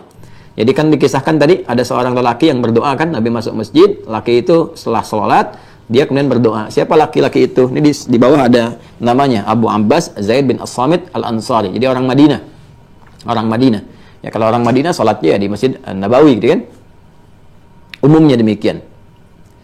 Kemudian tadi yang sudah saya terangkan ya, kalimat dzul jalali wal ikram ya dzal azma wal kibriya wa dzal ikram li auliyaika. Ya, jadi kalimat li auliyaika menunjukkan kedekatan. Ya, wahai Allah yang memberikan kemuliaan, keagungan, kan? Kehebatan-kehebatan dan pemberian-pemberian terbaik ya kepada hamba-hamba yang dekat denganmu. Jadi kalau kita memang mau efektif mengucapkan kalimat ini, doa ini kita bacakan kuat, menggetarkan jiwa kita, menyambungkan getaran itu untuk menggetarkan arasy, maka jadilah orang-orang yang terbaik mendekat kepada Allah. Berlatih itu dengan ibadah. Dengan ibadah, ya. Hadisnya diriwayatkan oleh Imam Abu Daud, Tirmidzi, An-Nasai dan Ibnu Majah. Ya, sedangkan hadis yang terkait dengan tadi pembuka surah Ali Imran Al-Baqarah 163, hadisnya diriwayatkan oleh Imam Ahmad, At-Tirmidzi, Abu Daud, Ibnu Majah. Wa qala At-Tirmidzi hadza haditsun hasanun sahih. Ya, ini hadisnya hasan sahih, kualitas terbaik. Ya, kualitas terbaik. Setelah hadis sahih, ya, kemudian ada hasan. Hasan itu termasuk kelompok hadis sahih yang punya istilahnya Imam At-Tirmidzi, hadis hasan. Cuman beda di dhabit sedikit saja. Dhabit. Ya kan hadis sahih itu mattasala isnaduhu bi naqlil ad-dhabiti 'an ad-dhabiti min ghairi syudzin wala illatin qadihah. Kan hadis sahih itu syaratnya 5. Ya, bersambung sanadnya sempurna dari awal sampai akhir, terus ditelusuri enggak ada cacatnya gitu kan. Nah, kemudian yang menyampaikan itu orang adil. Makanya di kita itu luar biasa gitu ya, untuk mendapatkan informasi itu cari jalurnya tuh. Nyambung enggak sampai ke Nabi. Terus harus punya sifat adil. Ya, adil itu terlihat. Ya, umumnya didilai sebagai orang baik tuh, nggak pernah mencela orang, nggak pernah berbuat ini, nggak pernah berbuat itu, kelihatan bagus itu, sehingga bisa dianggap qualified, yang memenuhi kualifikasi untuk menerima hadis Nabi. Nabi itu orang mulia, orang baik, kalimatnya mulia, jangan diterima oleh orang bermasalah gitu. Ini ya. Ini hadis tuh beda dengan informasi biasa. Ya, kemudian dhabit, punya kekuatan hafalan. Jadi kalau hafalannya meragukan, sekarang titik, ya besok koma. Ya, masih mending kalau di ilmu hadis sekarang titik, semenit kemudian koma, itu jadi berubah mudharib, nanti turun statusnya. Ya, jadi hasan. Ya, hasan itu bukan itu cuma beda mungkin titik jadi koma, atau fa jadi wawu gitu kan. Ya, tapi sedikit sekali, sedikit nilainya, tetap masuk dalam lingkar itu. Min ghairi syudzudin wala illatin qadihah, tanpa punya celah yang meruntuhkan kehormatan, ya, meruntuhkan kehormatan dirinya. Nah, nanti kalau dia misalnya suka ngarang-ngarang cerita aja, dia mencuri enggak, tapi suka ngarang cerita nih, terkenal sebagai pengarang cerita. Nah, itu menyampaikan hadis pun enggak boleh langsung diterima. Mesti lihat ada penguat enggak. Kalau dari dia sendiri ditolak hadisnya. Ditolak. Ya, karena nggak bisa dibedakan apakah ini karangan cerita dia atau memang bersambung kepada Nabi. Dilihat lagi tuh jalur dan sebagainya. Nah, makanya nanti ada 3M. 3M, ya, bukan 3M yang sekarang. Memakai masker, menjaga jarak, ya, menjauhi kerumunan, bukan itu yang dimaksudkan, ya. Nah, kadang kita diwajibkan 3M, soalnya ngambil 30M gitu kan. Ini bukan 3M itu ya. 3M di ilmu hadis itu matruk, maudhu' dan mungkar. Ya, ini yang benar-benar ditolak nggak bisa jadi dalil. Ya, di hadis matruk, hadis mungkar, hadis maudhu', ya. Jadi kalau hadis mungkar, hadis yang diriwayatkan oleh seseorang yang terindikasi melakukan perbuatan-perbuatan yang menyimpang dari ketentuan syariat. Ya, misalnya pernah mencuri, pernah mabuk, pernah itu, nggak boleh diingkari hadisnya, supaya nggak dihujat orang di kemudian hari disoal, pantas begini hadisnya diriwayatkan oleh orang mabuk, ya kan? Nah, itu kualifikasi tinggi sekali. Ya. Matruk ditinggalkan, hadis-hadis yang diriwayatkan oleh orang-orang yang terkenal suka berdusta, atau dia ngarang sesuatu, ngarangnya fiktif, ya, diisi dengan cerita-cerita fiktif dan sebagainya. Nah, terus tiba-tiba disandarkan pada Nabi, yang seperti langsung ditolak, ditinggalkan. Ya, ditinggalkan karena nggak bisa dibedakan mana kalimat karangan dia dengan mana yang bersumber dari Nabi, itu ditinggalkan. Ya, maudhu' yang ketiga hadis palsu, memang dipalsukan untuk motif tertentu, walaupun kalimatnya baik, tapi nggak boleh disandarkan ke Nabi. Nggak boleh disandarkan ke Nabi. Nah, ini kadang-kadang dalam perjalanan sejarah sampai ke kita itu, para ulama sudah membuat nih kualifikasinya. Bahkan, Masya Allah, dirinci oleh mereka. Nih, kalimat-kalimat yang bagus dikira hadis padahal bukan. An-nadhafatu minal iman. Pernah dengar? An-nadhafatu minal iman. Kebersihan sebagian daripada iman. Itu bukan hadis. Ya, itu masuk maudhu', hadis palsu. Bukan hadis walaupun bagus. Nggak semua kalimat baik itu rangkaian mesti disambungkan ke Nabi. Nggak begitu juga. Kadang ngambil maknanya, diambil. Kalimat itu bagus, tapi nggak harus disambungkan ke Nabi. Ya, orang Arab menyebutnya mahfudhat, kata-kata mutiara. Ya, makan saat lapar, berhenti sebelum kenyang. Itu bukan hadis. Itu riwayat, tuh ada kisahnya nanti. Ya, Imam As-Suyuti punya kitab Ar-Rahmah, ya, Fit Tibbi wal Hikmah, gitu kan? Itu punya kitab itu bagus, itu menyebutkan kisahnya. Ada buku yang pernah saya tulis menyoal hadis populer. Ya, menyoal hadis yang populer. Mengenal hadis yang benar, bukan yang terkenal gitu. Itu saya cantumkan beberapa hadis yang diduga hadis padahal bukan. Ya. Nah, kita sambungkan ke sini lagi teman-teman sekalian. فهذه الأسماء التي تفتح آفاقا واسعة من المعرفة بالله إذا فهمها الإنسان وأدرك معناها وانفعلت بها نفسه واتخذها نبراسا فإنها تكشف له عن أكبر حقيقة من حقائق هذا الوجود. Masya Allah, luar biasa. فهذه الأسماء, maka nama-nama ini, maksudnya nama-nama Allah yang teragung ini, yang tadi disebutkan, ya, zikir-zikir yang tadi disebutkan, la ilaha illa anta inni kuntu minadh dhalimin, kan? Kemudian Allahumma la ilaha illallah antal mannan dan sebagainya. Kemudian tadi pembuka Ali Imran, ya, yang di ayat kursi, kemudian juga Al-Baqarah 163. Itu nama-nama itu semua allati taftahu afaqan wasi'ah minal ma'rifah billah, yang telah membuka kepada kita cakrawala yang sangat luas dalam rangka mengenal Allah Subhanahu wa taala. Maksudnya membuka kepada kita kesempatan terluas tuh untuk mendekatkan diri kepada Allah. Idza fahimahal insan, tapi kalau manusianya paham. Jika manusia memahaminya. Jadi memang ini kalimat dahsyat, kalimat luar biasa. Sampai-sampai Nabi pun menyebutnya satu hal yang rahasia yang sangat luar biasa. Dan dengan rahman Allah itu diberikan kepada kita. Langsung ditunjukkan. Ini, dan coba tanyakan ahli sejarah, semua sepakat kok. Ya, semua sepakat, sampai cerita fiksi pun dibangun. Ya, Pinocchio punya bapak Geppetto, kemudian masuk ke dalam perut ikan, Pinocchio pengen bebasin, kan itu kan terinspirasi dari sebuah kisah nyata, bikin fiksi. Yang paling aneh begini, yang nyatanya kok nggak digali, yang fiksinya ditebar-tebarin, jadi film, jadi ini, jadi itu. Jadi aneh, jadi boneka, jadi macam-macam. Itu yang disebarkan. Kenapa lebih senang yang fiktif dibandingkan dengan yang real? yang nyata. Itu kan? Jadi kita harusnya kembali kepada yang nyatanya. Buku-buku ulama kita keluarin tuh, banyak sekali inspirasi nyata itu. Banyak buku-buku ulama sampai sekarang yang karya itu luar biasa lah. Banyak magnum opus yang belum kita kaji betul. Ya, satu saat kalau kita masih punya waktu itu kita tunjukin nih buku-buku ini. Ya, ini di dunia hewan nih begini. Ada tuh di dunia hewan, dunia tumbuhan, macam-macam ini itu dan sebagainya. Ya, Anda bisa bayangkan satu karya aja dari ulama itu menginspirasi lahir peradaban gitu. Nanti kita tunjukin di buku-bukunya. Ya, apakah penulis-penulis kisah ada? Ada. Ya, 1001 Malam tuh dari mana? Ya. Hollywood tuh kan ngambil keuntungan tuh dari kitab 1001 Malam. Baru satu tuh, baru Aladdin, belum bayar royalti tuh. Satu aja kisah itu satu tuh. Ya. Jadi kalau kita baca itu dari awal ke akhir, tapi itu ada kesan-kesan yang menarik di dalamnya gitu. Ya, dan itu dijelaskan apakah ini nyata, ini bukan, ini tujuannya apa. Ya, ini luar biasa deh. Nanti satu saat buku-buku yang kita kaji pun kita pelajari itu ternyata ada yang dari orang tua buat ngajarin anaknya bikin kitab ini. Ya kan? Bulughul Maram, itu Bulughul Maram kan pengarangnya siapa coba? Itu kan buat anaknya, nulis buat anaknya nih supaya belajar. Sekarang kita pelajari kan? Ya, Jurumiyah siapa yang ngarangnya itu? Itu kan buat anaknya juga. Ya, yang buat anaknya dipelajari supaya dikarang gini-gini. Jadi saya pengen kita juga sekarang teman-teman sekalian, Bapak Ibu sekalian coba menulis apa yang dipelajari, tulisin, intisarikan, nanti teruskan ke cucu, ke anak-anak. Ya, supaya tahu Anda punya jejak kehidupan yang bisa diwariskan. Sampaikan. Ya, tuliskan. Ya, kalau mau bikinkan cerita kasih nama cucunya, nama anaknya, terus gitu bikin dari mana-mana ini, diturunkan bentuk cerita jadi kenal. Ya, saya kalau ada ini sharing ya. Misalnya ada anak-anak kami di rumah juga, saya suka ngajarin kalau suka kan ada di anak-anak sekarang pakai ini, saya nggak sebut ya supaya juga nggak spesifik gitu ya. Ada cerita ini kalau dia ketemu kawannya kan nanti pulang ke rumah tuh, oh ini bu mainan ini, main itu, pengen dibelikan bukunya. Kita ganti dengan redaksi keislaman. Ya, misalnya ada apa gambar tuh yang cerita robot-robotan, ngangkat pohon, ngangkat ini, ngangkat itu. Kita dapatkan itu supaya dia nyambung bicara dengan kawan, tapi kita isi dengan kalimat. Wah ini nih yang mau ngangkat pohon. Kalau ngangkat pohon baca apa biar kuat? Dia baca Bismillahirrahmanirrahim. Ini tertanam di kepalanya Bismillahirrahmanirrahim. Ini gitu macam-macam. Ya, terus beli main-mainan. Waktunya tiba sholat, mainan ini jadi imam nih yang ini nih, gitu kan. Saya juga sampai hafal kok, ya, sampai hafal lah ya. Ada apa namanya Robocarpoli, Embers gitu kan, dan sebagainya. Ada apa lagi tuh, Tayo, main-mainnya.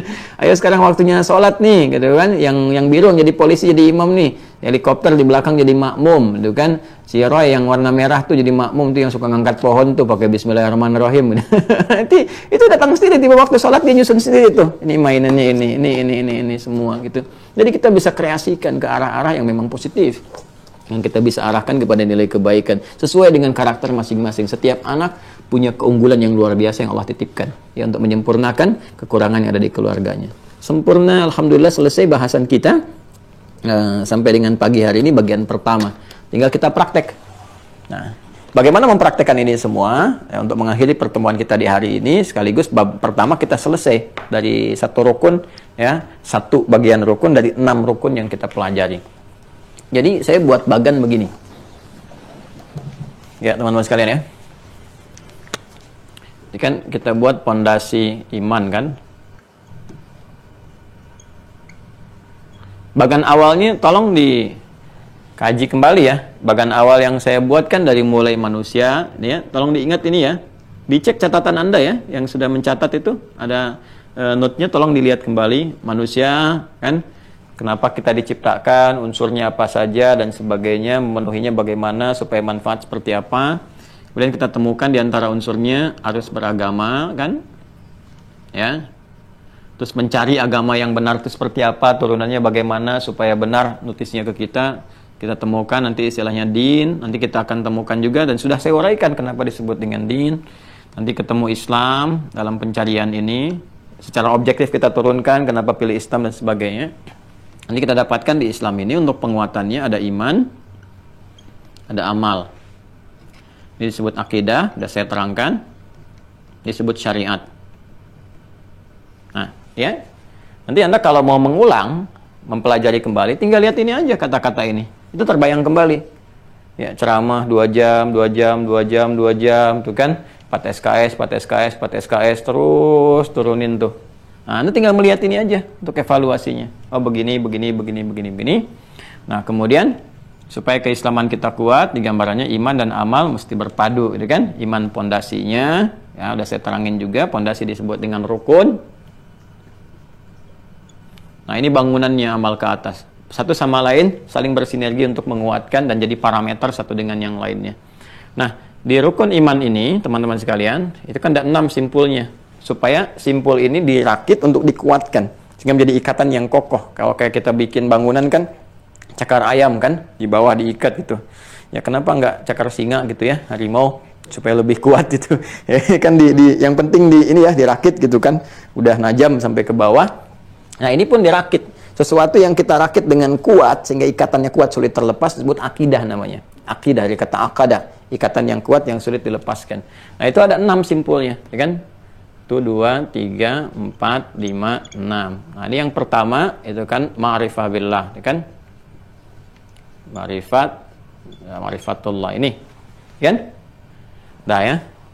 Nah, untuk ma'rifatullah kan 3. Pertama, aspek uluhiyah atau teologis kan, yang terkait dengan menetapkan Allah sebagai Tuhan. Bagaimana caranya kita mengenal bahwa Allah itu betul-betul Tuhan? Membuktikannya seperti apa? Argumentasinya mana? Kalau di soal kenapa kamu menetapkan Allah sebagai Tuhan, kita bisa jawab. Buktinya apa? Ya, baik secara dalil, nas gitu kan, ataupun juga terkait dengan nalar, rasional. Apa ini sudah kita turunkan. Kemudian juga ada yang terkait, kalau sudah kita yakin Allah Tuhannya, kan tinggal interaksi kan. Bagaimana berinteraksi untuk menyembahnya, memanggilnya seperti apa? Bahasanya di Asmaul Husna. Asmaul Husna, asma dan sifat, ya kan? Nah, kemudian setelah itu, nah, kita kuatkan kan dalam pembahasan Asmaul Husna ini, ada cabang-cabang yang kita turunkan, teman-teman sekalian, ya, ada yang dapat percepatan sesuai dengan peningkatan iman. Kita bahas percepatan.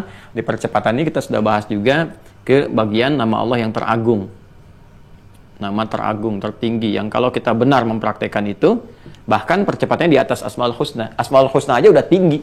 Jadi orang minta biasa, ya Allah pengen ini, ya Allah berdoa, itu dikabulkan sepanjang jadi kebutuhan dan benar cara memintanya. Apalagi pakai Asmaul Husna.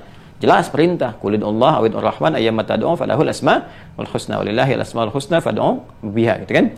Fad'uhu biha. Kemudian yang di atas ini ada lagi nama teragung yang dirangkai dengan kalimat tauhid tadi, dibagi 8 klasifikasi. Tolong dihafalin ya. Ini yang 99 dibagi 8 ada tingkatan lagi. Tingkat tertingginya ini nama teragung, Ismullahil A'zam. Ya. Nah, setelah itu, setelah paham ini, sekarang praktek. Tujuan dari ini semua, kalau Anda melihat lagi ke kitab yang saya pernah tampilkan di layar, masih ingat gak di awal saat saya tampilkan itu? Ya kan? Ma'rifatullah, itu kan? Kemudian wa ma'rifati asma'il husna wa sifatil ulia wa ma'rifati uzmatuhu fil kaun, dan mengenal Allah Subhanahu wa taala dari semua tanda yang dibentangkan di semesta. Masih ingat gak itu ya pembahasan itu? Jadi puncak dari semua ini sesungguhnya, teman-teman sekalian, menjadikan semua aktivitas kita terkoneksikan kepada Allah, mengingat Allah, ya kan? Ya, menjadi ibadah. Jadi semua apa yang kita tatap mengingatkan kita kepada Allah, hukum-hukum Allah. Ya, jadi kalau menatap yang salah, kita ingat nih dengan keimanan kita ada. Ini kan untuk menguatkan iman. Jadi semua sinyal iman kita menjadi cahaya, menggerakkan bagian tubuh kita untuk mendekatkan diri untuk mengingat Allah, menjaga hukum Allah. Ingat itu kan menjaga hukumnya, ya kan? Anda kalau ingat di kantor, ya ingat nih tata tertibnya, maka menjaga Anda kan. Wah, ini harus lakukan, yang ditinggalkan dan sebagainya. Ya, kadang-kadang kalau Anda ingat pimpinan aja kan Anda ingat nasihatnya, ingat ini, ingat itu. Sekarang kalau orang ingat Allah, maka ingat semua ketentuan yang Allah tetapkan. Ya, maka memandang ketika ingat Allah, dia ingat hukumnya. Makanya imannya bekerja. Pernah saya sampaikan kan di Quran surah ke-24, surah Cahaya An-Nur, ayat 30 untuk laki-laki, 31 untuk perempuan. Pandangannya dibimbing. Qulil mu'minin, ayat 31-nya qulil mu'minat. Apa? Yaghduddu min absarihim, yaghduddu min absarihinna. Imannya akan membimbing dia karena ingat Allah, imannya nyala tuh cahaya. Dilihat, oh ini nggak boleh dilihat. Sepersekian detik, Masya Allah, langsung palingkan. Ini boleh dilihat, silakan.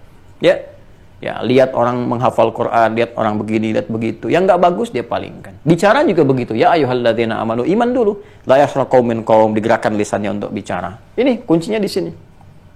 Jadi semua yang kita pelajari itu untuk menjadikan diri kita terhubung. Prakteknya adalah, bagaimana prakteknya? menjadikan semua apa yang terinteraksi dengan kita itu terkoneksi dengan kita, terhubung kepada Allah.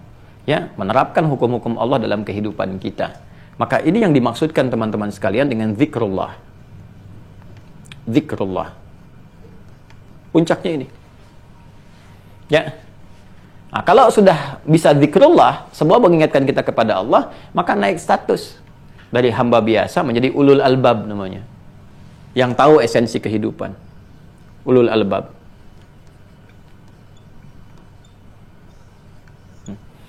Nanti banyak, ada ulil absar, ulil nuha, ulul ilmi. Ini ulul albab nih, di antara puncaknya. Ulul albab itu dia yang bisa membaca semua esensi kehidupan. Dan jiwanya membimbing, hatinya membimbing. Jadi melihat sesuatu tuh langsung ingatkan kepada Allah. Ini maksudnya begini. Kan? Ya, Anda belajar pun, mahasiswa belajar. Ya, kan kemarin ada yang belajar di penerbangan, kan Rehan, kan? Dia belajar begini. Tapi ketika dia melihat kecepatan begini, begitu, ini begitu, dia akan teringat tuh. Oh, bagaimana kalau cepat begini, Allah melindungi kita, kalau sedang di atas bagaimana. Nanti kalau udah jadi pilot beneran naik ke atas, dia melihat tuh. Wah, siapa yang bisa mengatur ini alam semesta bumi begitu indah dipandang dari atas begini. Itu langsung ingatnya ke Allah. Bukan sekedar naik, bisa terbang, berhasil, lulus ujian, bisa praktek macam-macam. Ya, hanya nyampaikan kepada penumpang dan sebagainya gitu. Enggak, itu biasa. Yang belum punya iman pun bisa menyampaikan itu. Lalu fungsi iman kita ada di mana? Ya. Demikian selanjutnya, ini ulul albab. Ini yang dimaksud Quran surah ketiga Ali Imran ayat 190 sampai 191. Ya. Inna fi khalqis samawati wal ardi wa ikhtilafil laili wan nahari la ayatil liulil albab. Siapa mereka? Zikrullah. Alladzina yadhkuruna Allaha qiyaman wa qu'udan wa 'ala junubihim wa yatafakkaruna fi khalqis samawati wal ardi. Rabbana ma khalaqta hadza batila. Subhanaka faqina 'adzaban nar. Oh. Kalau sudah jadi ulul albab, semua orientasinya akhirat.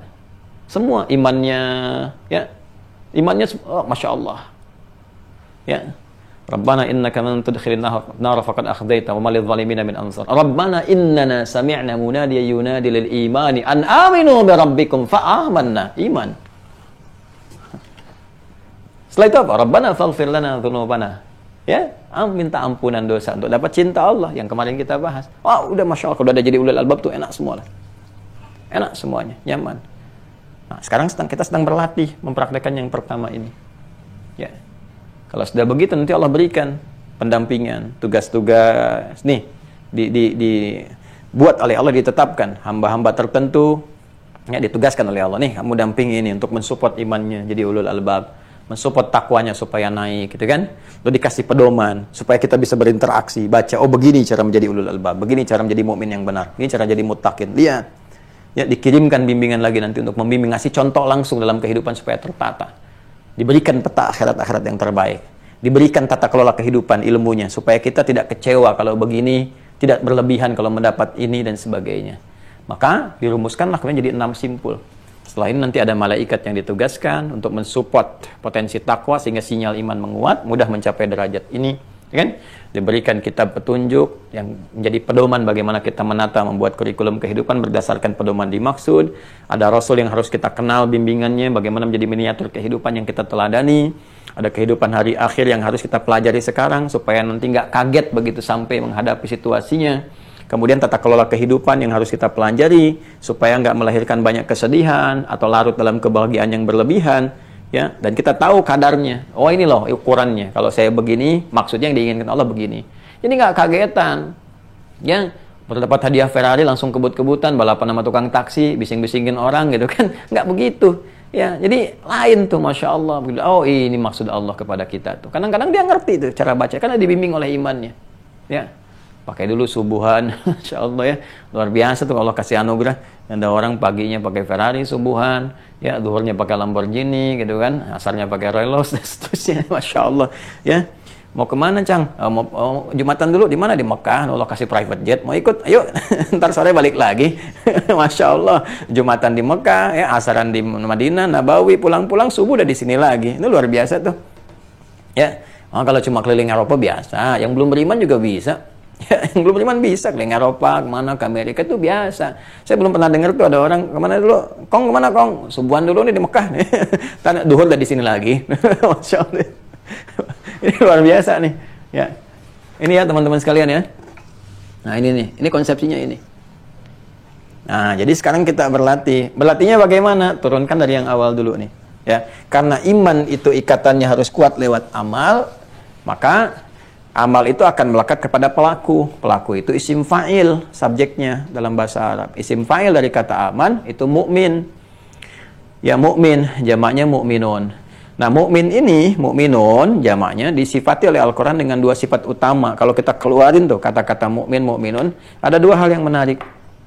Apa itu? Yang satu rajin istighfar, rajin taubat. Ya, untuk dibersihkan dulu tuh. Bersihkan. Jadi kalau ingin berlatih menjadi ulul albab, rajin zikrullah. Zikrullah tuh gini ya, nggak harus pakai perangkat-perangkat misalnya dengan pakaian, dengan apa, tidak. Itu melekat pada jiwa. Anda bisa jadi pejabat, birokrat, diplomat, ya, jadi guru, jadi dosen. Yang zikrullah itu bisa. Zakirinalillah. Dengan ilmunya dia mengajar untuk mendekatkan diri kepada Allah. Ya kan? Jadi bisa jadi apapun, nggak tampak. Bahkan di antara wali yang terhebat itu kan, itu Masya Allah gitu, terlihat dari kesederhanaan, kebiasaannya, macam-macam. Wali yang saya maksudkan orang-orang yang dekat dengan Allah. Aulia, ya, aulia, wali-wali Allah. Maksudnya orang-orang yang rajin ibadah, yang dekat. Itu macam-macam tuh. Ya, Masya Allah gitu ya. Ya, ada yang ibadahnya terlihat. Tuh Jenderal Sudirman kan panglima besar tuh. Panglima besar itu, tentara. Tapi bagaimana zikirnya kepada Allah itu? Sehingga mendatangkan pertolongan Allah. Anda baca deh sejarah itu, lihat bagaimana ketika beliau dikhianati itu, ada orang yang lapor ya ke Belanda pada saat itu untuk menangkap ketika beliau sedang berwudu. Dia dapat pertolongan Allah. Pernah nggak baca cerita itu? Ya, bagaimana ketika saat perang gerilya keadaan fisiknya, zikir apa tuh yang itu kan beliau kan guru kan di perguruan Muhammadiyah, itu guru itu. Ya, Jenderal Sudirman itu. Jangan disangka orang-orang dulu tuh Masya Allah, itu pendekatan kepada Allahnya itu, ibadahnya, macam-macamnya, zikirnya, segalanya, itu luar biasa. Kita merindukan itu gitu, sosok-sosok. Coba diplomat yang terhebat sepanjang masa, diantaranya siapa? Kayak Haji Agus Salim kan, berapa bahasa dikuasai. Ya, beliau bangga biasa dengan pecinya, dengan jenggotnya, dan sebagainya. Justru jenggot itu luar biasa, ulama dulu menandakan, membuktikan. Ya, tanda-tanda kejeniusan, kepintaran, dan sebagainya. Ya, bukan ciri teroris tuh yang berjenggot tuh. Ya, bukan. Kok jadi bergeser begitu gitu ya? Itu kan bahasa. Makanya tunjukkan orang Islam tuh mesti pintar, belajar yang pintar, bangga, pakai jilbab, diplomat, kuasai banyak bahasa, sehingga kita menampilkan dengan kepintaran, dengan objektivitas yang kuat gitu, keilmuan kita yang ditampilkan. Jadi orang tidak menghukumi kita dengan cover yang ada. Ya, kapasitas kita yang ditunjukkan. Dan ketika ditanya, kamu luar biasa, saya ini dari Islam. Islam mengajarkan saya begini, Allah meminta saya begini, ya saya tunjukkan. Mengabdi dengan sempurna, dengan baik, dan sebagainya. Nah, ini yang saya maksudkan teman-teman sekalian. Jadi, untuk menemukan kata mukmin, mukminun, latihannya dua. Satu, banyak istighfar. Ya, makanya di surat Al-Mu'min, surah ke-40 ya, surah Ghafir, itu kan mukmin nama lainnya Ghafir. Ya, nama lainnya, mukminnya kepada hamba, ghafirnya kepada Allah. Mukminnya makhluk, ghafirnya Khalik. Allah Maha mengampuni. Bagi siapa ampunan diberikan? Bagi orang beriman, mukmin. Siapa orang beriman yang dapat ampunan? Yang suka taubat. Ya, makanya ayat ketiganya, ghafiri dzambi wa qabilit taubi. Allah akan menghadirkan sifat ghafirnya ya bagi orang yang mau taubat dari dosa. Cara taubatnya bagaimana? Rajin istighfar diantaranya. Jangan melihat kita tidak ada salah, tetap istighfar. Nabi aja istighfar. Nabi itu mukmin yang paling sejati, masih istighfar. Sebelum tidur istighfar. Kita istighfar untuk membersihkan kotoran-kotoran. Setelah itu apa yang kedua? Berlatih ibadah. Di Al-Mu'minun konsepsinya, Quran surah 23. Latihan salat yang khusyuk yang tadi saya sampaikan. Dipaksa ya, dipaksa. Ya, paksa dulu tambah kuantitas. Ya. Saya ajarkan satu doa ya. Doa ya. Anda boleh catat kalau mau silahkan. Kalau Anda bisa dapatkan ini, teman-teman sekalian, ya. Itu insya Allah ada kekuatan pada diri kita untuk menghadirkan. Ya, singkat kok, nggak ditulis juga, insya Allah Anda cepat hafal deh. Ya, merendahkan diri kita pakai Allahumma kan, rendahkan Allahumma kan, minta tapi dengan tulus ya, Allahumma kan, paksain. Ya, paksain. Allahumma paksain. Ada yang nulis kan. Allahumma paksain, ya paksa diri kita dulu, dipaksa dulu, Allah paksain ya Allah, ya, beri kekuatan aku untuk memaksa diriku gitu kan, ya Jabbar, ya Al-Qahar, ya Al-Qawi, pada diri kita dulu tuh, paksain. Ya, jadi paksa dulu, paksa untuk tahajud walaupun 2 rakaat, ya, paksa dulu, paksa untuk sholat duha, paksa untuk rawatib. Nanti kalau sudah memaksa diri sendiri jadi kebiasaan. Ya sama saja kok, kebiasaan kita kan dengan dipaksa dulu. Ya. Bayi dari ASI dipaksa dengan nasi, jadi kebiasaan, ya. Terus jadi kebiasaan, itu kan biasa itu, biasa. Kan ada memaksa yang positif. Ya, yang nggak boleh itu kan yang negatif. Kepada yang baik-baik dipaksa, justru itu awal yang baik untuk menjadi kebiasaan sehingga mendapatkan rahmat dengan itu semua. Saya kira itu, teman-teman sekalian, yang kita penting berlatih. Mulai dari sekarang, tolong keluarkan ya kurikulum, kuantitas sholatnya, tambah apa saja jenis sholat yang kita harus pelajari, maksimalkan. Terus zakat dilihat ya, zakat ya. Sudah ada kewajiban, ya kalau bisa punya catatan ya. Catatan, kalau mau lebih daripada itu, infak. Dalam sebulan misalnya, sekali lagi, membiasakan. Saya pernah diajarin guru-guru dan saya praktekkan dia sampai kini itu sekecil apapun sedikit kita punya gitu. Coba ya, kita punya 1.000, 2.000 kita tanamkan sama anak-anak sehingga jadi kebiasaan mereka, itu berkahnya tinggi sekali. Ya, jaga kehormatan diri, jaga diri baik-baik, jaga. Ini kan Allah titipkan ke kita nih, jangan sampai dipertanggungjawabkan bermasalah nantinya. Repot nanti, ya. Nah, demikian jaga keluarga, jaga anak istri dan sebagainya. Terus soleh berjamaah. Ya, jangan soleh sendirian, terlalu luas surga sendirian untuk Anda sendiri. Ya, ada keluarga, ada kerabat, tetangga kita juga kita doakan. Saudara-saudari sebangsa setanah air kita doakan. Yang jauh dengan kita, jaril qurba wal jaril junubi, doain juga. Tetangga dekat, tetangga jauh. Sehingga hidup kita itu tenang, damai lah. Cukuplah setan jadi musuh. Jangan kebanyakan. Ya, setan aja nggak bisa tertangani kan pada diri pribadi, kita minta bantuan sama Allah, masa mau tambah sama yang lain. Ya, nggak usah banyak-banyak. Jadi pribadi yang tenang, yang damai, yang nyaman, kan apapun penilaian orang jangan sibuk kita merasakannya. Ya, jangan mengakomodir penilaian hamba. Yang kita arahkan penilaian Allah. Jadi kalau orang sudah konsentrasinya dengan penilaian Allah, maka semua penilaian hamba itu jadi netral dalam kehidupan dirinya. Kalau dipuji nggak berlebihan, dicaci juga tenang-tenang saja gitu ya. Dan semua akan berjalan sesuai dengan hukum kebaikan-kebaikan. Saya kira itu. Semoga Allah muliakan kita, menyayangi kita semua, memaafkan kesalahan kita, mengampuni dosa-dosa kita dan keluarga, mengumpulkan kita bersama orang-orang yang baik, dan menghimpun kita bersama yang terbaik di antara sekian hamba bersama Rasulullah SAW. Semoga Allah menjaga bangsa kita tercinta, negeri kita dipersatukan, dijauhkan dari perpecahan, dan dibimbing oleh Allah untuk menggapai kemakmuran, kesuksesan, dan saling mencintai di antara kita sebangsa setanah air dalam rangka kita beribadah kepada Allah Subhanahu wa taala. Allahumma taqabbal minna innaka antas samiul alim wa tub alaina innaka antat tawwabur rahim. اللهم ربنا آتنا في الدنيا حسنة وفي الآخرة حسنة وقنا عذاب النار اللهم اجعل بقية حياتنا حياة طيبة وآخر مماتنا حسن الخاتمة توفنا مسلمين وألحقنا بالصالحين مع الذين أنعمت عليهم من النبيين والصديقين والشهداء والصالحين وحسن أولئك رفيقا اللهم اجعلنا من أهل القرآن واجعل القرآن صاحبا لنا في الدنيا وشفيعا لنا في الآخرة يا أرحم الراحمين وصلى الله على سيدنا محمد وعلى آله وصحبه أجمعين وآخر دعوانا Subhanakallahumma wa bihamdika nasyhadu an la ilaha illa anta nastaghfiruka wa natubu ilaik walhamdulillahi rabbil alamin. Semoga Allah berkahi. Assalamualaikum warahmatullahi wabarakatuh.